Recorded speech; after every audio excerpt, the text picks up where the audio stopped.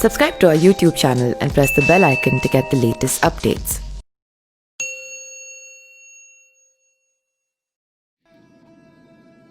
सोमवार का दिन भगवान शिव को समर्पित है। ऐसे में कहा जाता है कि अगर सोमवार को भगवान शिव की सच्चे मन से पूजा की जाए तो सारे कष्टों से मुक्ति मिलती है और सबकी मनोकामना पूरी होती है। शिव सदा अपने भक्तों पर कृपा बरसाते हैं। मान्यता है कि भगवान शिव को खुश करने के लिए सोमवार को सुबह उठकर स्नान करने भगवान शिव की आराधना करनी चाहिए। ऐसी मान्यता है कि इस दिन सच्चे मन से भोले भगवान की पूजा करने से सभी मनोकामनाएं पूर्ण हो जाती है। भगवान शिव को स्वयंभू कहा जाता है, जिसका अर्थ है कि वह अजन्मा है, वह ना आदि है और ना अंत। भोलेनाथ को अजन्मा और अविनाशी कहा जाता है। आइए जानते हैं उनके जन्म से जुड़ा रहस्य आखिर क्या है।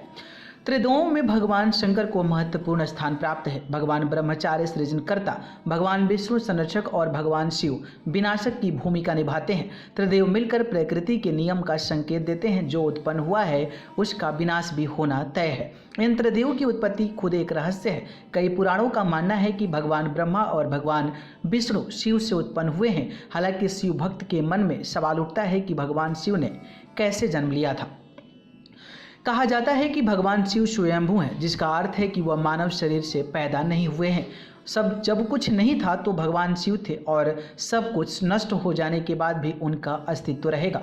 भगवान शिव को अधिदेव भी कहा जाता है, जिसका अर्थ हिंदू मैथोलॉजी में सबसे पुराने देव से है। वह देवों में प्रथम है। हालांकि भगवान शिव के जन्म के संबंध में एक कहानी प्रचलित है। एक बार भगवान ब्रह्मा और भगवान विष्णु के बीच जमकर बहस हुई। दोनों खुद को सर्वश्रेष्ठ साबित करना चाह रहे थे। तभी एक रहस्यमयी खंभा दिखाई दिया। खंभे की ओर छोर दिखाई नहीं पड़ा था। भगवान ब्रह्मा और विष्णु को एक आवाज सुनाई दी और उन्हें एक दूसरे से मुकाबला करने की चुनौती दी गई। उन्हें खंभे का पहला और आखिरी छोर ढूंढने के लिए कहा गया। भगवान ब्रह्मा ने तुरंत एक पक्षी का रूप धारण किया और खंभे के ऊपर हिस्से की खोज करने निकल पड़े। दूसरी तरफ भगवान विष्णु ने वराह का रूप धारण किया और खंभे के आखिरी छोर को ढूंढने निकल पड़े। दोनों ने बहुत प्रयास किए लेकिन असफल रहे। जब उन्होंने हार मान ली तो उन्होंने भगवान शिव को इंतजार करते हुए पाया। तब उन्होंने एहसास किया कि ब्रह्मांड की एक सर्वोच्च शक्ति चला रही है, जो भगवान शिव ही हैं। खंभा प्रतीक रूप से भगवान शिव के कभी न खत्म होने वाले स्वरूप को दर्शाता है। भगवान शिव के जन्म में विषय में इस कथा के अलावा कई कथाएं प्रचलित हैं। दरअसल भगवान शिव के 11 अवतार माने जाते हैं। इन अवतारों की कथाओं में रुद्रावतार का कथा काफी प्रचलित है।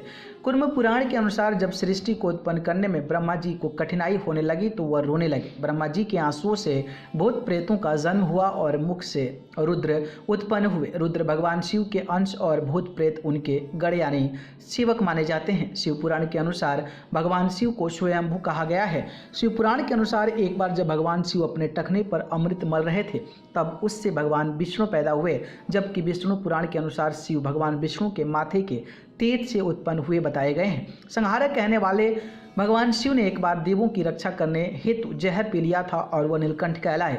भगवान शिव अगर अपने भक्तों पर प्रसन्न हो जाए तो सारी मुरादें पूरी कर देते हैं। भगवान शिव की लिंग रूप में पूजा की जाती है।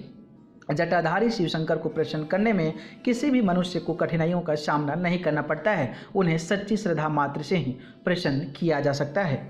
न्यूज़ रूम से अमेजिंग वर्ल्ड की रिपोर्ट।